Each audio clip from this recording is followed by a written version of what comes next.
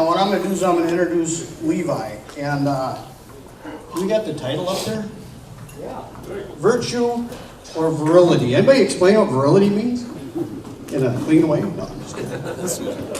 It's a great title for a guy that's, just to give you a little bit of past or history with me, I've known his parents for quite a long time. When I first met Levi, he was about 1.5 feet, maybe 2 feet tall. As soon as summer started, he had cowboy boots on and a pair of shorts, carried around a plastic dinosaur. Just a kid that was on the go, and I got to watch him grow up. I lost track of him a little bit as he went away to college and in the military. He's now a Chippewa Falls resident, correct? We do have to give him a pass. He did have some time. His parents live in Bloomer, so he did go to school in Bloomer, which is okay. And it's just really neat. If you've heard Keith or any of us use the term Breadmen, you know, some of you guys are Breadmen, which means you help support the ministry here, whether it's financial or whether it's, you know, coming in and helping set up and take down and different things like that. Well, this guy right here, several years ago, came up with the term Breadmen, and Keith really liked it and grabbed a hold of it. So we've got a little bit of history at Leading with Power with him as well. But I think what I'll do, I'm going to let you explain your kind of your upbringing, your family, and different things like that. He's pretty proud of his family he's got now. But let's give it up for Levi Nays.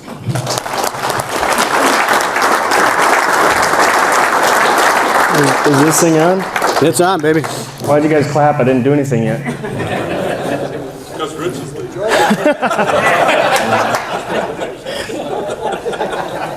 All right, well, like he said, I grew up in Bloomer. I think I was born in an Eau Claire hospital, and maybe they were in Chippewa or Lafayette for a little while, but I'm not going to get too much into my younger years. I'll stick to history of my dad's lineage a little bit in the first couple slides, and maybe I'll touch a little bit on my recent experiences. But who I am not and what I am not. I'm not a public speaker. I don't travel around doing stuff like this. I've probably never done something this size. I was speaking to, you know, a platoon, but it was kind of a platoon reduced, so definitely wasn't this size. I am not a politician, thank God. All right, now you can clap.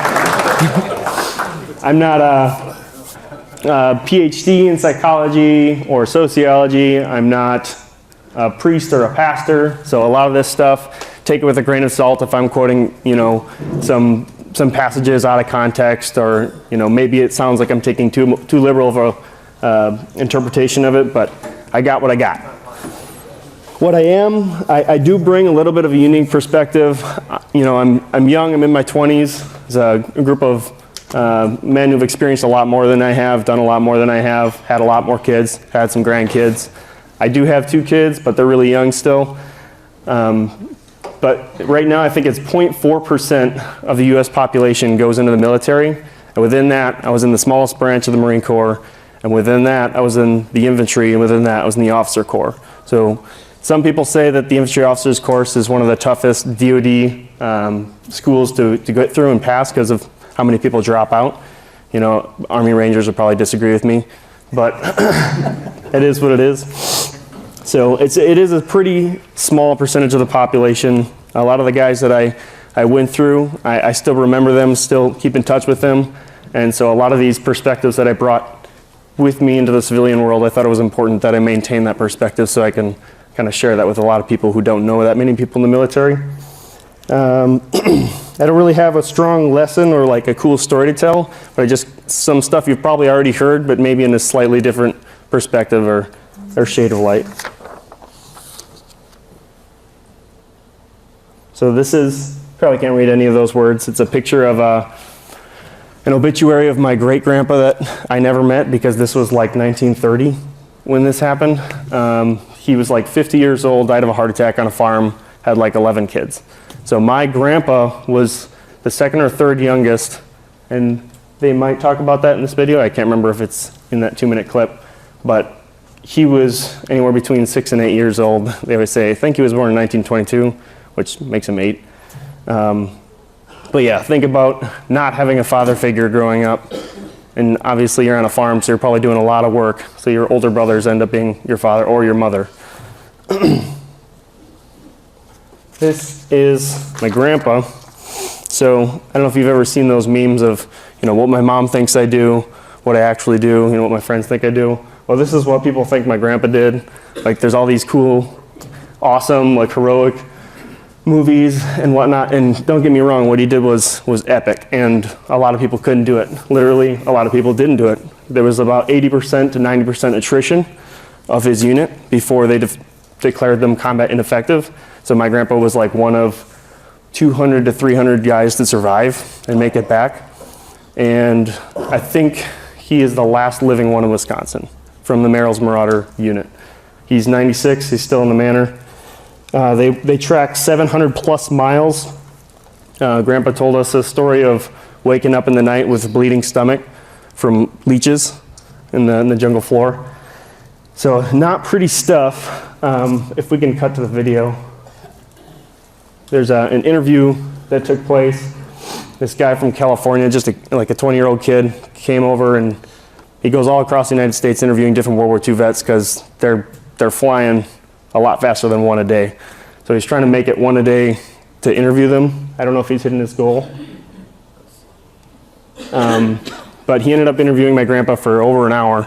So I'm not going to show you the whole hour interview. I'll show you maybe 2 minutes of it. One farmer there owns most of that whole corner now. Owns our farm. What happened to your father? He died when I was about 6 years old. Can you tell me about the struggle your family faced after your father died? Well, my mother raised all his kids all by herself. No help on her. She had a hard time. Were you the oldest, the youngest, where were you? Oh, I was pretty much the youngest then. There was 2 kids younger than me, and the rest were older. So, what high school did you go to? Chippewa. And what year did you graduate? I didn't. I went 3.5 years. Then I went and joined the CC camp, I think. What do you remember about the CC camps? Oh, I don't know, dry tuck, I guess. Where did they send you? Menominee. Where's that? Oh, western Chippewa. No power. How do you hear about the attack on Pearl Harbor? Oh, I guess I didn't think much about it. Or how did you hear about it? How did I hear about it? I don't remember. On the radio? I suppose. What was that like to hear that your country had been attacked? Well, I didn't much care, I guess. I didn't much think about it, I guess. So take me through. How did you end up in the service? Well, I just joined. Just plain joined to get out of town.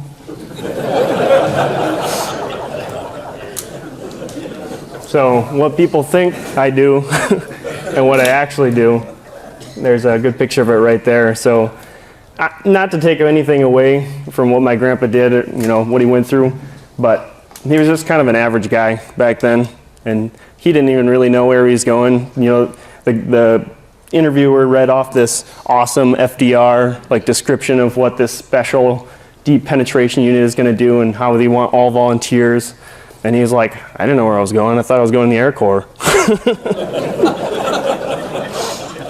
But I think it brings up a pretty good point that I want to talk about, that he was just kind of like an average Joe, but he went through all of this.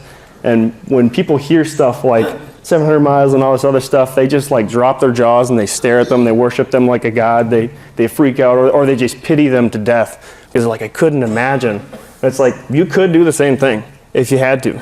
And I think that part of resilience, or at least imagining yourself having that resilience because you're untested or you don't do things that are tough on a day-to-day basis, is kind of gone by the wayside. Because there's not as many people working on farms, there's not as many people doing blue-collar jobs, there's definitely not enough people, or not as much people in the military. So it's like, where are you tested? Where are you, showing yourself a man kind of thing? But it's still there. You're made in God's image, and God wouldn't make frail, delicate creatures to just shatter as soon as something happened and screwed up their day. Yep, I brought him up. He's here, so embarrass him afterwards. His favorite book of the Bible was James. It became my favorite book of the Bible. I don't have those off the top of my head. I think, yep, in the next one I quote the second verse there. But basically, he's a man of few words and few emotions, but the actions that I witnessed spoke way louder in my entire life. And I could tell that he cared for me, even if he didn't say it. He does say stuff like that, but he doesn't like to be a puddle like his father-in-law was. But he shows it through his actions, which I think is more important. Next clip. Oh, go back once. If any of you guys see this, report it stolen. Probably saw that on Facebook. All right, so you can see the verse up there. I'm not going to read it. That's the second James verse, but the part that I emphasize is faith by itself is dead. Actions need to go through it. It's not to save you, but it is important that you're following through with what you say you're going to do, and you're following through with what your faith actually is. So I don't know if any of you have watched any Mark Driscoll. Has anybody seen Mark Driscoll online? Maybe not. So he's a pastor at some big church, or was a pastor at some big church, and he went through this scenario in one of his sermons that he's talking about the difference in men and women, and I think he said, which one of you or your wife is going to get up when there's someone breaking into your house? Like the one with the 18-inch neck or the one with the 18-inch waist? So it's just like common sense. You'd think it's common sense, that kind of stuff. So in this scenario that I'm painting to you, because you're all, or most of you are Christians, you're from a Christian culture. Say there's an intruder and you've got little kids, babies, wife sleeping, and it's a meth head and he's got intent to harm and take your stuff. Like, what are you going to do? Are you going to look up that 30 minutes sermon on thou shalt not kill and see what he says at the end of it to get your answer? Are you going to just hide in the corner and pray? Like this side, I'm going to pray for you, but doesn't give him food, doesn't help. Are you going to look up the 8 different words in Hebrew for killing someone to finally find the one that it means in the 10 Commandments? Are you going to is your only option to afford an ADT system, or people who can't afford them out of luck? Or are you going to grab your baseball bat or one of his guns, like a Glock or a 1911 or whatever, and hopefully that threat is enough to deter, castle doctrine, whatever, and then, or are you just going to try not to think about it because it's uncomfortable? That's the kind of stuff that maybe my answer would have been different before I had a baby girl, but I know what it is now. So, virtue. Next slide. Now we're getting to the title. This, I don't know if you guys know how etymology works, but I don't. So I looked this up, and basically, virtue down the chain means man in the English language, or ver means man, which is the root word of virtue, or specifically the Roman culture used it as martial courage or honor, and as they expanded their culture and it got more complex, it was more like industriousness, hard work, stuff like that. Virtue expanded its meaning. And in their culture, whether or not you were a man or a woman was less based on your plumbing as it was on what you were able to do. The skills you built, whatever rites of passage you may have passed through. It was boy versus man and girl versus woman, not man versus woman. Like you can't be defined as man by what women are not. And then this is just kind of a pretty, maybe a small perspective, but what I see now is people looking at their grandfather, their Grandpa Raleigh's, and say like, yeah, he was a badass. Like, he was awesome. Like, he went through all this stuff. Like, he didn't complain about it, all that stuff, whatever. But then they looked at their kids and they tried to tell them to avoid anything that was like hardship, because it might hurt them, or it might be uncomfortable. Like, well, that doesn't sit when you think about Romans 5 or James 1, when they talk about rejoicing in your suffering, because it makes you better and builds your character. You don't have to like purposely do things harder for the sake of making yourself better. But if you do experience them, have that mentality that, well, at least I'm stronger from it. Whatever doesn't kill you makes you stronger.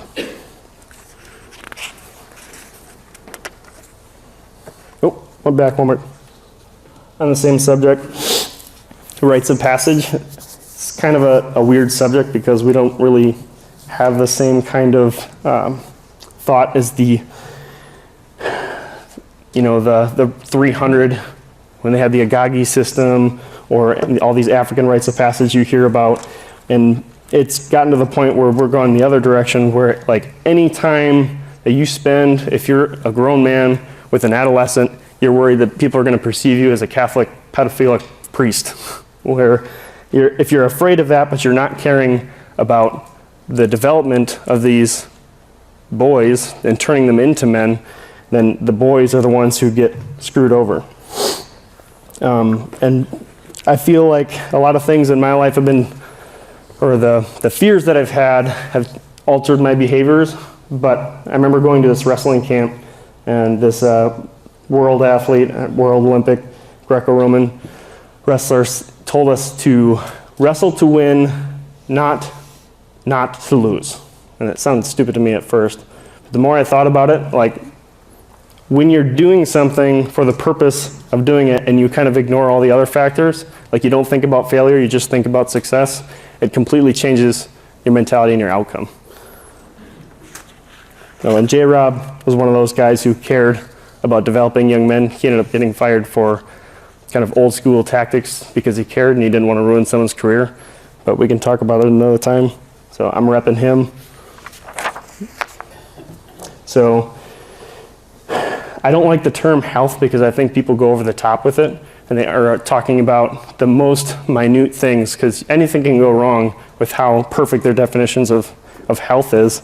I prefer fitness because it's more external focused.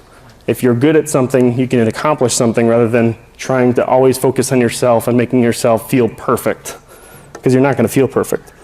And that top one, he got nominated for a Nobel Peace Prize back in between 1945 and 1955. He studied a bunch of rats getting cancer when he would inject them with something, and he found out that the ones that were healthy had a baseline. The ones that he constantly injected it with would like get tumors over time and die at an earlier age, but the ones that he would inject and then give them a gap and inject again lived longer than the baseline. So that's the kind of the fitness model there, that you can have super compensation above homeostasis. Again, what doesn't kill you makes you stronger, and this is just my humor. I don't know if you can read it back there. It says, "Ma'am, could you please calm down? Did you just assume my gender?" So she's triggered. That was a microaggression for her. These are mandatory classes at universities now, talking about that stuff.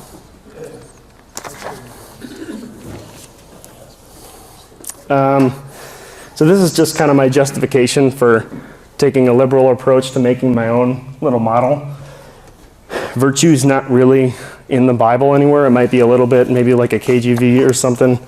But virtues and vices, the only thing that's in there that's biblical are the fruits of the Spirit and then acts of sinful nature. But all that stuff, other stuff is either like Greek stuff that's adapted or Roman stuff that's adapted into Catholic Church stuff. So, I mean, they're good, helpful tools, but they're not biblical necessarily. So I was just trying to put some of the things that we'll read about in the Bible on the same spectrum as some things that athletes do or need to do to have fitness in that short term.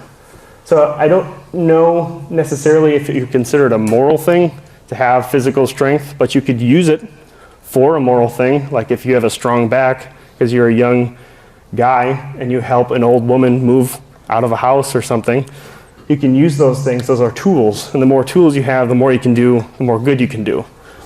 So I just threw it on the spectrum. It's not really important. I just made this up, and I get to make things up because I have the mic. I saw this definition somewhere, but I couldn't find it after I started building the slide. It says, any behavior that is difficult for yourself but benefits others, I'd consider that a virtue. Public death records to find out who died. Okay, some bad news first. People who experienced a lot of stress in the previous year had a 43% increased risk of dying. But that was only true for the people who also believed that stress is harmful for your health. People who experienced a lot of stress but did not view stress as harmful were no more likely to die. In fact, they had the lowest risk of dying of anyone in the study, including people who had relatively little stress. Now, the researchers estimated that over the 8 years they were tracking deaths, 182,000 Americans died prematurely, not from stress, but from the belief that stress is bad for you. That is over 20,000 deaths a year. Now, if that estimate is correct, that would make believing stress is bad for you the 15th largest cause of death in the United States last year, killing more people than skin cancer, HIV, AIDS, and homicide.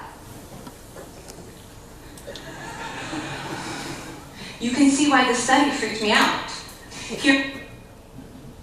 So I have at the title, It's Not About You. This is, I'm not going to talk too much about it because IOC is like Fight Club. You don't talk about it. But I'll tell you this much. We had a notebook from day one that we were supposed to fill out every time an instructor spoke. And then you get to hold on to it afterwards. It's kind of like a platoon commander's handbook. And on the front, they made us write, it's not about you. And kind of in a leadership perspective, that's one of the things that the Marine Corps, I think, and also the IOC school did really well, is that they emphasized you're doing everything for your subordinates, for those junior to you. You're trying to serve them, and you're trying to be the best that you can so that they succeed as well. And later on, she talks about some physiology of creating courage. Basically, if you're focusing on the good of someone else while you're in something that is traditionally thought of as stressful, your blood vessels constrict or don't constrict as much, whichever one. So basically, you don't perceive it as stress, like she said. So if you're focusing on doing something good for someone else rather than the sacrifice that you have to make, like you just flipped it.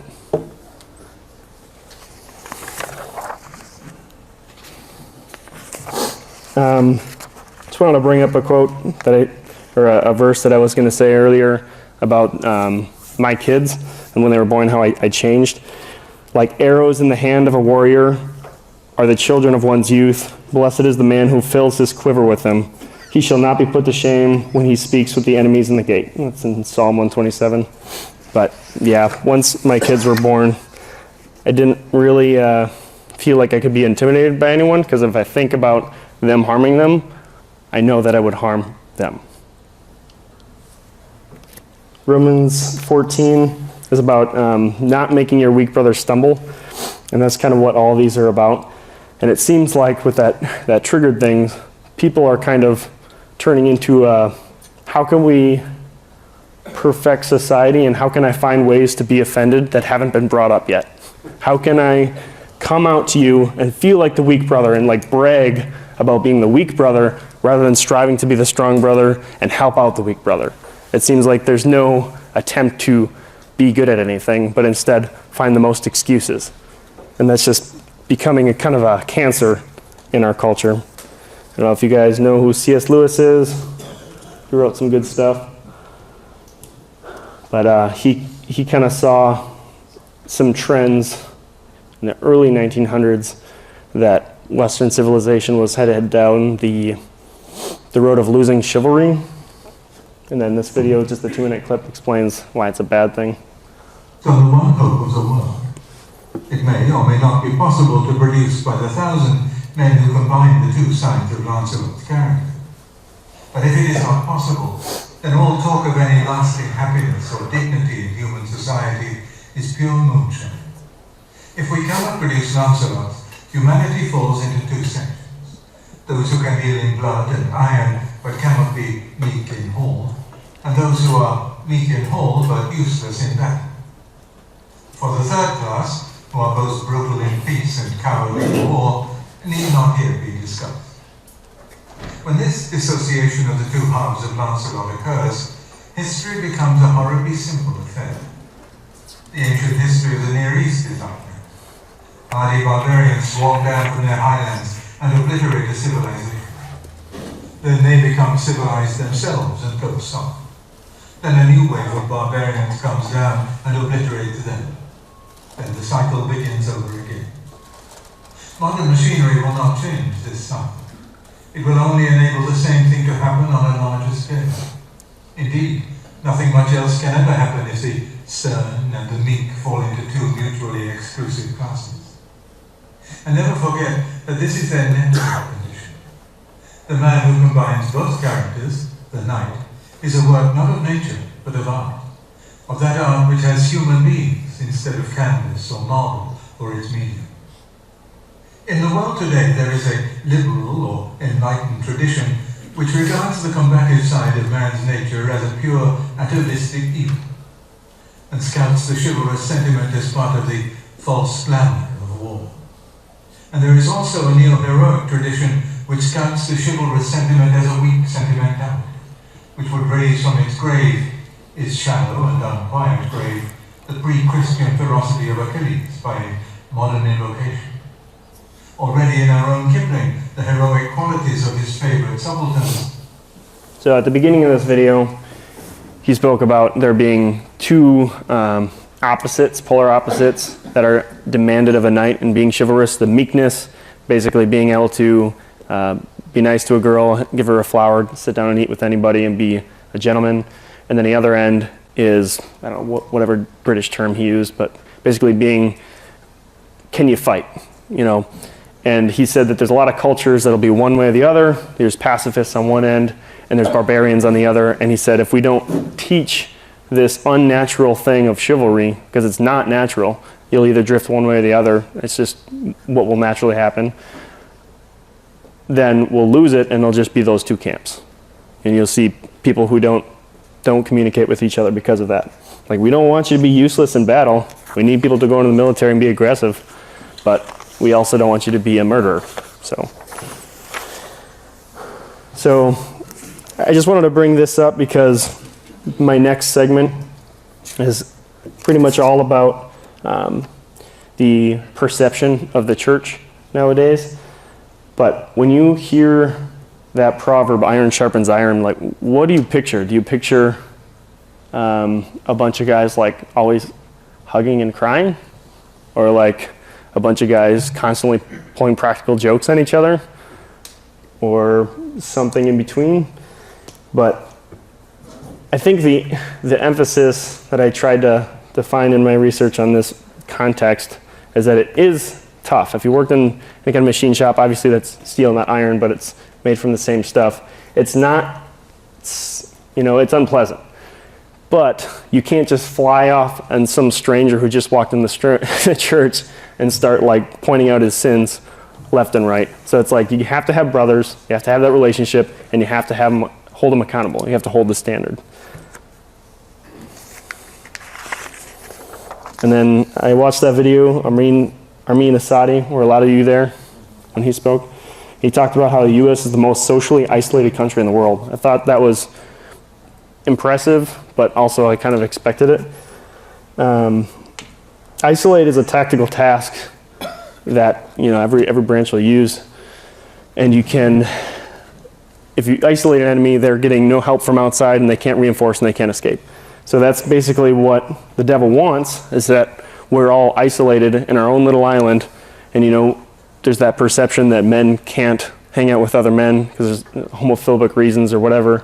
But like everyone in the Old Testament, New Testament did it. Literally, like 13 guys just walked around everywhere together. That was Jesus and his 12 disciples. And I talked about Proverbs 27:17. It's iron sharpens iron. Matthew 18:20. similar thing, talking about when two come together, God is with them. And then Ecclesiastes gives more of an analogy to that same concept. And then Tim Keller, I like this one. I watched some sermon on him, and he said that culture eats strategy for breakfast. So if you're a boss at some workplace, he's just basically saying fostering some kind of climate where you don't have to constantly drag people or with incentive after incentive or punishment after punishment, but they want to be there and they want to be there with each other, and it starts to create a synergy. You're going to accomplish way more.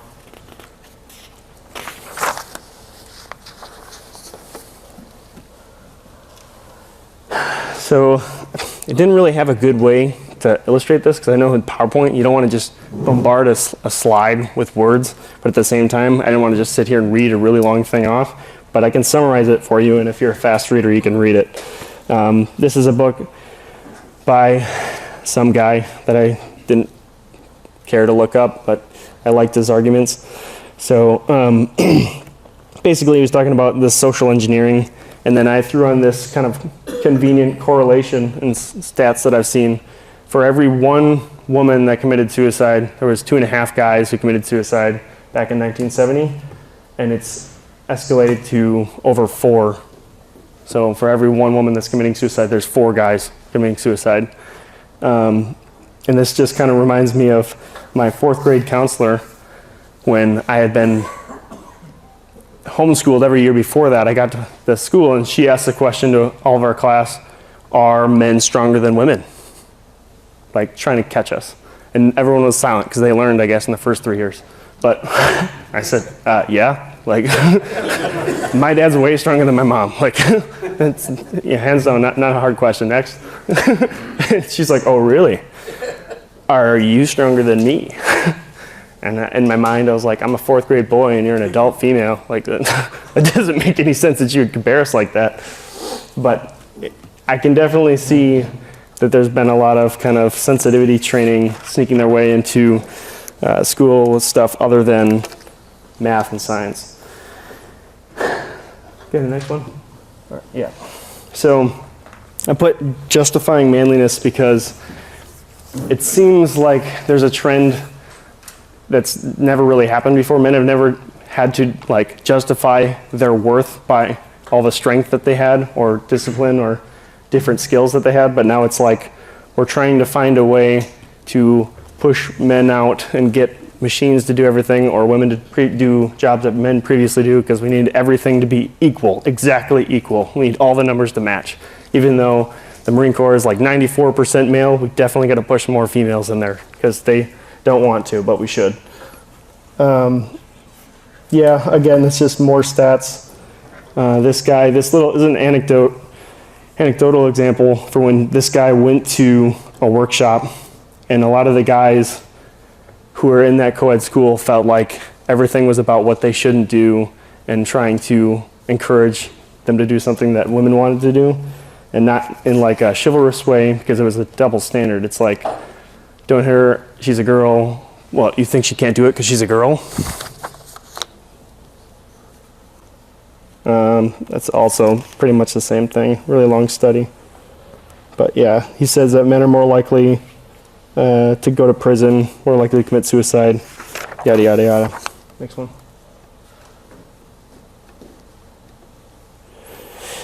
So that thing about the picture, I really like that first quote. Manhood at its most basic level can be validated and expressed only in action. So you're not going to be able to take a picture of someone and determine if they're manly. Like, you could probably ask someone if this guy looks manly as like a male model or something, but he might not know how to turn a wrench or have any kind of tangible knowledge. And that's why I hate taking pictures, because, I don't know, maybe people are going to judge me for the way I look, and I just don't care about that.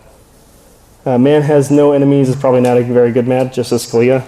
I thought he said the quote right below it too, which I think is pretty funny, but I couldn't find that it was from him. Leadership is like pornography. I'm not sure how to describe it, but I know it when I see it. And then my battalion commander said, you don't know what you'll do until you're in the seat. And that kind of goes back to the man of the arena. If you're sitting there as a critic, it's, if you haven't been in that same position, you don't know what it's like. And this is from Anonymous, I won't say his name, but he was talking about some guy who was complaining to after a football game. He was like, funny, I didn't see you in the coaching line when we were signing up. And he just stopped talking and walked away. I lent this book to someone, so I couldn't get the exact quotes. But he basically took, first of all, I'll back up with this guy. I think he did John McCain's like media portion of his campaign back when he was running for president. This author, David Murrow, and he took one of these like charts, a side-by-side comparison of different masculine and feminine traits, and he took off the male-female title, and he asked people which one Christianity more relates to. And like hands down, people picked the feminine one. And he's just basically, how did a religion that started with like 13 primarily blue-collar guys turn into this? And it's like nothing has changed in the Bible. It's just the way that people are perceiving it or choosing to preach it, I guess. And so going to the Christian origins, I hope I don't trigger anyone when I say that these three guys are called the patriarchs, because I know patriarchal society is a big thing for feminists and some other people, but they were the patriarchs, and that's how it began. Those guys in that lineage. And then the way, which is Christianity, after that, both Jews and Gentiles were allowed into that religion, I guess you could call it, which was Jesus and 12 disciples, which, by the way, a squad leader and 12 guys is a task-organized rifle squad. So that's, a squad leader, 3 fire team leaders, and each one has fire team members. They might have crew serve weapons, whatever. But yeah, carpenter, fisherman, tax collector, zealot, I had to look that up. Apparently he was like a political revolutionist, a thief, and then other guys weren't really mentioned. But these are the kind of guys that were like the first 13. So basically, again, it's another one of those really long ones that I didn't know how to make it shorter. Jesus had to be tough for his profession. He just had to be physically, literally tough, because when you're working with stone and wood all the time and you don't have lithium battery powered power tools or anything like that, you have to use a little bit of elbow grease all day long, every day for the Roman quotas. But basically, he says there's all these pictures of meek Jesus, but they're not really that accurate. And then David, the symbol of Judaism, the Star of David, they're honoring a guy that got his fame started by chopping someone's head off. And this is a feminine religion. Next one. This one I thoroughly enjoyed when I reread it. So these Israelites are just mopping the floor with these guys. They're out making war. And David is in his comfy palace back home doing his ruling thing. And then he's trying to sleep with Bathsheba, which is Uriah's husband or wife. And he does, because he's the king, he gets what he wants. And then he calls back Uriah because she's pregnant and he's trying to like frame him. And then Uriah comes home from the war, and because his brothers in arms are still at war, he thinks that he should not go like be with his family, and instead he just sleeps with the slaves, his master's slaves at the entrance. And then that's his quote at the bottom that's directly out of the passage. How could I go to my house and eat and drink and lie with my wife? As surely as you live, I will do no such thing. So I want you to imagine going on a military deployment, and for whatever reason, Uncle Don Trump decides to call you back. And can you imagine yourself coming back to Chippewa and sleeping in a motel because your brothers are still over there? Would your wife let you do that? Or a business trip if haven't ever been in the military, or long training, months long, and you come back for whatever reason, you're the only exception, and you're going to go back, like, motel, really? But I just thought that was impressive that he cared that much about his brothers. And then this is just kind of my piece on what I've seen in the trades and military so far. There are 6 million plus unfilled trades jobs, and that stat's not really going away. And then basically all those people that should be in those trade jobs are doing 4-year degrees. I shouldn't say 4-year degrees because they're taking longer, like 8 years or something like that. But yeah, 30% of incoming freshmen do not earn their degree in 6 years. And I don't know if this is still accurate, but one article that I read said 48%, half of the people who get a 4-year degree are not using their degree. So there's better jobs out there for them, and they don't have to get tons of debt to not use their degree. Yeah, the bottom one, Wisconsin and Minnesota aren't sitting too hot as far as the military goes. Texas is like 10% of their population of 18 to 24-year-olds or something is either enlisted or commissioned. So it's kind of like a downer. I'm not asking people to like go bodybuilding for Christ or go like start an Agagi system with the local wrestling team or get tattoos all over your face with this biker gang that you guys are starting, or any of that. But the hard thing is that there's no quick fix. So if you're trying to draw back virility, which was the other word that I was trying to use, it's just going to be slow, and you got to make it natural. Just hang out with other guys, spend time with younger men, and train them up into the manly ways that you've already accomplished. Stop thinking of yourself, just thinking about the other people. If you think it's kind of awkward, it probably won't be awkward for very long. And then all that stuff is just kind of mentalities that I like. You don't have to be a prepper and buy 10 ARs.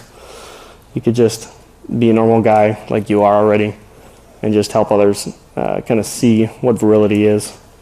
And my final saying, I guess, to leave you with is being a man is not complicated, it's just difficult.